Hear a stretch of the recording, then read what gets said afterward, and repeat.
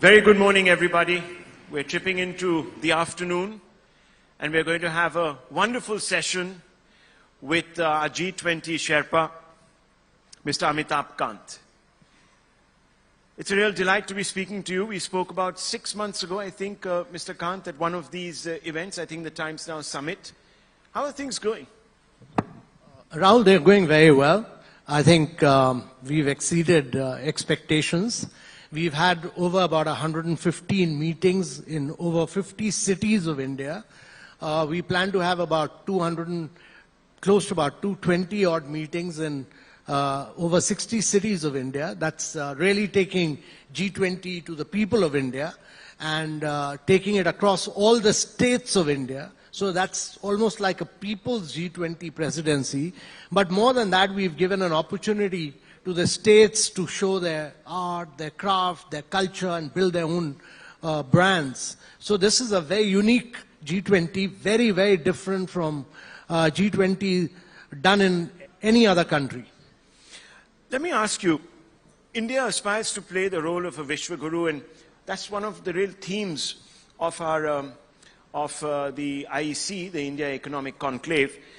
How does assuming the presidency of a group such as this, a very powerful, influential group of nations, help us realize this ambition?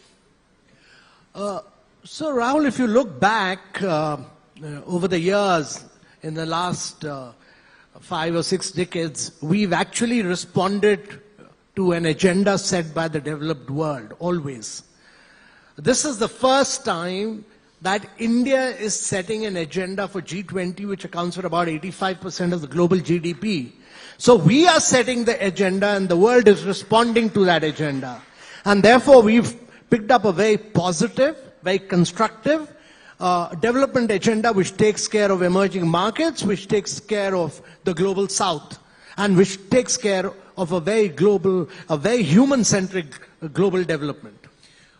Well, let me be direct with you, and I like to be direct with some of my guests. The reason I asked that question of you and the fact that you suggest that we're setting the agenda, unfortunately, there are some who see India as a part of a problem right now. And that problem, of course, has exploded literally onto the global stage in Europe between Ukraine and Russia. How do you react to this when people say, some of our allies might whisper into your ear, look, we need you to be on the right side of history, for instance? Rahul, let's understand that Russia-Ukraine is a crisis. It's an important issue. It's an important issue for Europe. But you must also understand that the COVID has left 200 million people below the poverty line. 100 million people have lost their jobs. 75 countries in the world are facing a global debt crisis. 1/3 of the world is in recession. The world is facing a crisis of climate action and climate finance. Aren't these important issues? These are very important issues for emerging markets and developing countries. These issues need to be brought center stage, not just the issue of war. That's a very interesting perspective, because as the EAM was also said, Mr. Jaishankar, that look, we don't want to be beating to the Western drum, so to speak. So India is forging this sort of agenda of being the leader of the global south. But leadership requires sometimes, Mr. Kant, to enunciate a principled approach, a morally upright approach to international crises. Do you believe that on this particular war, we are morally on the right side of history? Because the Ukrainians may not think so, for instance. And you need to evolve a common language, I suppose, for a communique when we host the presidency. So, Rahul, I think we are morally right, we are intellectually right, we are philosophically right, we are politically right in all these. And it's important to say that for us, we look at the world as a whole. And when you're hosting a G20 presidency, you need to bring all 20 countries together. The job of India is to bring consensus on a vast range of issues, including economic, developmental issues which are impacting the emerging markets of the world. We should not end up getting caught in just one issue. It's very important to look beyond this issue to understand what the citizens of the world are confronted with and find a solution to the challenges which the citizens of the world are confronted with. We should not get caught up in one issue which is maybe a challenge for Europe right now. But if we get just caught up in that one issue, we'll be forgetting all the other challenges which both emerging and developing countries are confronted with. It's very important to focus on all these issues, and that's very important right now. And how much of this messaging has percolated down to the other interlocutors? To everyone. Every single issue note that we've prepared, the Prime Minister was very clear that we need to focus on inclusive, resilient, and sustainable growth. We need to focus on accelerating the pace of sustainable development goals. We need to focus on digital transformation, which is a huge story of digital public infrastructure for India. We need to focus on a range of issues, including women-led development, which is a major priority for India to transform the world. Those are issues which will transform the world. War, unfortunately, disrupts the world. Yeah. And we have seen that this crisis has disrupted economic revival after COVID. So it does remain a big issue. Would you not agree? There needs to be some sort of a closure. So Rahul, war is a challenge. But irrespective of war in one part of the world needs to move on. Because we must understand that there's a cost of living crisis. There's inflation. There is a challenge of post-COVID era. And if we are not able to use our leadership to provide relief to huge segments of population where learning outcomes have been impacted, health outcomes have been impacted, if we are not able to provide an impetus to growth, if we are not able to provide impetus to climate action, if we are not able to provide increased resources for implementation of sustainable development goals, or if we are not able to make a difference to the lives of citizens, then we'll be failing. And therefore, our focus is very clear. Our focus is very steadfast. Focus on the positives. Focus on the constructive issues. Focus on what is impacting citizens rather than just getting caught up in one issue. We never get over-obsessed with one issue. Very interesting. And I'm going to ask you to elaborate a little bit on India's aspiration to lead the global south, and a large number of countries already beginning to look at India from a leadership prism. But I'll just come to that. One question back at this particular sticking point, global sticking point. The Prime Minister's assertion that this is not an era of war helped G20 summiteers in Bali, and we talked about that, of course, to evolve a common language for a communique. Can we expect the Prime Minister to come up with an equally agreeable statement or perhaps diplomacy that could forge some sort of a consensus? This is an important stage for India. Yeah. We had a similar challenge in Bali, and actually in Bali, 17 ministerials had failed. And yet later we succeeded, and we succeeded because the Prime Minister was very clear. His vision was that this is not an era of war. This is an era of diplomacy and dialogue. And we use that to bring consensus all around. G20 is not a political forum. It is a forum for development, for growth, for financial progress and prosperity. And therefore we used this language to actually arrive at para 3 and 4 of Bali. The whole negotiation was done around this. And we were able to bring consensus amongst all G20 countries, and India played a very key and critical role in that, in able to forge a unity and find a final solution in Bali. And we are very hopeful of doing this in India as well. Does it make you sad that the platform has become politicized? Rahul, we are living in a world of politics, but we should steer clear of our we should be absolutely laser focused on what our objective is. I mean, there will be politics. How can you avoid it? But the political issues are discussed in the UN, the United Nations Security Council. That resolution was used to find a solution here. We remain focused on economics, development, progress, growth. That is India's priority. But in para 3 and 4, since you brought it up, of the Bali Declaration, the Chinese and the Russian delegations were known to have sort of been a bit chary about the fact that the term war was used, quote unquote. Now that we've assumed the mantle of the presidency, what role can we play to smooth over such wrinkles? So we'll bring everyone around. We are very confident. We are very hopeful. Our objective is to really bring all the 20 countries, including Russia and China, on board and find a way out. And we are working very hard towards that. We are very positive. We are very optimistic. And we are being very futuristic. And on development issues, we are very hopeful that all 20 countries will come around. Everyone is impacted right now. We must understand this, that if we are not able to, when leaders of the world meet in New Delhi on September 9th and 10th, for them, the challenges of raising prosperity and progress, the challenge for them is that inflation is hitting 1/3 of the world. The challenge is that vast segments of the country, imagine 75 countries are hit by global debt. So for them, the challenge is that we need to find a solution to progress and growth. Mr. Jaishankar, in a recent newspaper op-ed, highlighted how India's foreign policy has been the greatest transformation in the last 9 years. Obviously, he was writing in the Times of India, and he was talking around the 9-year anniversary of this government. Now, to quote him, one of those transformations has been that the global south is increasingly looking to us. What factors have driven us to become a more reliable and trustworthy alternative to, let's say, the Chinese?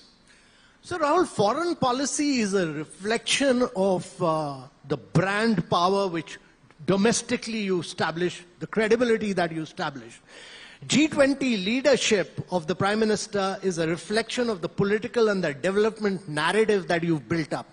So today, we've built up a digital narrative where we do about 11x fast payments of what America and UK do together, or America and Europe do together, including UK. 11x. We do 4x of what China does. We do about 50% of the real-time payments in the world. We've provided about almost 40 million houses. That's like providing a house to every Australian. We provided 110 million toilets to our citizens, which is like providing a toilet to every German. We provided 243 million piped water connection, which is like providing a piped water connection to every Brazilian. And as you just heard, we built 55,000 kilometers of road, 1.5 times the diameter of Earth. Now, all that is a reflection. And during COVID, we did 2.5 billion COVID vaccination, 6.5 times the population of United States and Europe put together. That is a reflection of your political development narrative that you've built up. So G20 leadership is about the political and development narrative that you've built up. And that gets reflected in your leadership, and that gets reflected in your foreign policy as well. Well, that's quite breathtaking. You have these statistics at the tip of your fingers. Not very long ago, the Prime Minister, of course, highlighted how multilateral forums are going through a crisis, and how questions have been raised on the credibility of their effectiveness in dealing with the wider world. And also, of course, institutions like the IMF, the WTO, and the UN. Is the G20 a way, a gateway, let's put it like that, for India to convey the need to these other big institutions to undergo change? So Rahul, we must understand that many of these multilateral institutions were established post-World War II. They were Bretton Woods institutions. They are not designed to face the reality of today. The reality of today is that you need more resources for climate action, at least emerging markets do. The sustainable development goals, you need more resources. You need vast amount of resources to flow into entrepreneurs who are pushing for climate action. Now, World Bank does a lot of direct finances. It is not able to raise a lot of private finance which is available. There are $350 trillion amount of dollars available from the private sector. But the risk of developing countries is very different from the developed world. And therefore, you get money at 2% in the United States and Europe. you get it about 8% in India, you get it about 16% in Africa, you get it 22% in sub-Saharan countries. Now that makes it impossible for you to do large-scale funding. There's no shortage of money in the world. Huge amount of money is available with institutional lenders, with pension funds. You need blended finance, you need first loss guarantees, you need credit enhancement to enable those funds to flow into emerging markets like India. The important thing to understand is that the growth of emerging markets is going like this, the growth of developed world is coming down. And therefore, most of the growth will come from emerging markets in the next 4 to 5 decades. And you need resources to flow into emerging markets, not the other way around. Today's policies have led to resources from developing countries flowing to the developed world. That is not feasible anymore. You need large segments of population are in emerging markets, and therefore you need emerging markets to grow rapidly, and that requires resources which multilateral financial institutions must enable to flow in. And therefore they need a redesign and restructuring. India took a very massive step recently to hold the G20 in Kashmir. And you piloted that. How was it received? I think it was a phenomenal success. I've never seen such a huge gathering of delegates from all the G20 countries barring one country. We had a lot of private sector participation, but the remarkable thing was that the people of Kashmir welcomed it with so much of warmth and enthusiasm. And they were fully participating in it. And secondly, I was delighted to see the huge development, particularly the Srinagar smart city development, which has taken place in Kashmir. So it was really refreshing, and I can tell you that all the delegates who came, they want to come back to Kashmir with their families and friends, and they will become the biggest brand ambassadors of Kashmir. This was a great success story. I don't want to make this political, but there are many from what now is loosely labeled the ecosystem, who said that this was all synthetic fervor. It's all contrived, that the police were hidden behind nice banners, this, that, the other, and you could see that normalcy was just a creation. How do you respond to that? Well, all the delegates went out shopping like normal citizens. They bought a lot of Kashmiri handicrafts and handlooms. They went into the Dal Lake, very far and wide. You must have seen a lot of pictures. They were all like normal citizens, like you and me. I went doing cycling on the smart city area, and I was walking around the city. It was absolutely normal. I've never seen Kashmir so refreshing, so nice, and beautiful warmth of the people. I mean, more than anything else, the people of Kashmir really welcomed the G20 in a very big way. Well, let me ask our audience here, how many of you have been to Kashmir in the last few years? Wow. I think that's the answer. So you see the response. I think it's a fabulous tourism destination. And I was delighted to see a vast number of tourists coming in from all parts of India into Kashmir. And all of you must, many of you have been there, but all of you must go there. And you know, the people of Kashmir want normalcy more than anything else. And they are all normal. Actually, we make a huge issue out of it, but they were absolutely normal, and they were full of tremendous amount of love and warmth.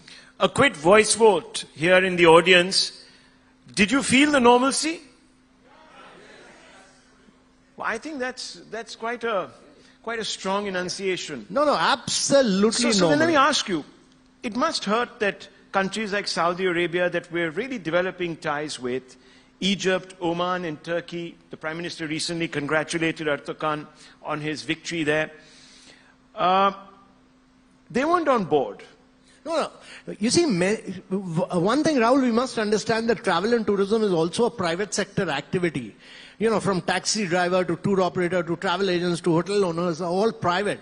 So many of these countries were represented by the private sector in a very big way. Other than China, everyone was present there. So they were just posturing? Yeah. So everyone was present. Okay, that's reassuring. Yeah. The Western media, of course, stuck to its guns on Kashmir, saying, and you know the headlines, you've seen them in The Guardian, you saw them in other leading publications. Why do you think they're so invested in talking down the story? You know, they have many of these intellectuals across the world have a particular perspective which has existed with them for 7 decades. I think we are in the midst of busting that in a very big way in terms of our growth. I mean, we've registered, we are the largest growing economy in the world. We are the 5th largest economy in the world. We are going on to become the 3rd largest economy in the world. We must be confident about ourselves. We shouldn't worry too much about a little bit of criticism here or there. We should just march on regardless. We should accelerate the pace of our growth. That is what we are doing through infrastructure growth. We've provided 150% more allocation for infrastructure in the last 3 years, which has never happened in the history of any country. So we are a confident young nation. You know, our average age is 29. Don't worry about guardian writing something. Just move on regardless. Move on regardless. My final question to you. Mr. Kant, you're obviously being well received. Now I want to ask you this. When you look at September, if you were a newspaper editor, what were the headlines that you would write? Well, the next headline would be that G20 a remarkable success story and a great leadership by the India's Prime Minister. Can you elaborate on this? He's visionary. He's looking at he's looking at the entire world from a human-centric globalization perspective. He's looking at the global south. He's looking at the emerging markets. It's his leadership. So I'm very clear that the Prime Minister will push this narrative in a very big way in terms of all the key issues, in terms of resilient and sustainable growth, in terms of acceleration of sustainable development goals, in terms of digital transformation, in terms of climate action and climate finance, and in terms of women-led development. It's his leadership, his vision, which will get translated all across the world. And some people are calling him the boss. Yeah. Let me just ask you this, because it's an important one. How much does leadership determine the agenda, the narrative of meetings such as this? I would give it about close to about there are three issues, and I'll give you the breakup. I think the political leadership and the development narrative in the leadership of G20 is critical and very, very important. And I think that's where India is scoring. The rest about it is the priorities which we spell out, which has been spelled out by the political leadership, and how we execute it, which is very different. It's very different than doing World Cup in Qatar in 10, 15 days in one city. We've taken it to the people of India. We've taken it to all the cities and states of India. We've created state brands. And therefore, the political leadership and the political narrative and the developmental perspective of the Prime Minister has given a totally different dimension to the G20. No other G20 in any other part of the world has been done in such a dynamic, refreshing, vibrant manner as India has done. Ladies and gentlemen, Amitabh Kant. Thank you very much, Mr. Kant, and best of luck for your future endeavors. And may the G20 summit be a rocking event. Thank you, Rahul. Great pleasure talking to you. Thank you. Thank you, Mr. Kant and Rahul. And ladies and gentlemen, before we move on to our next session, I'd like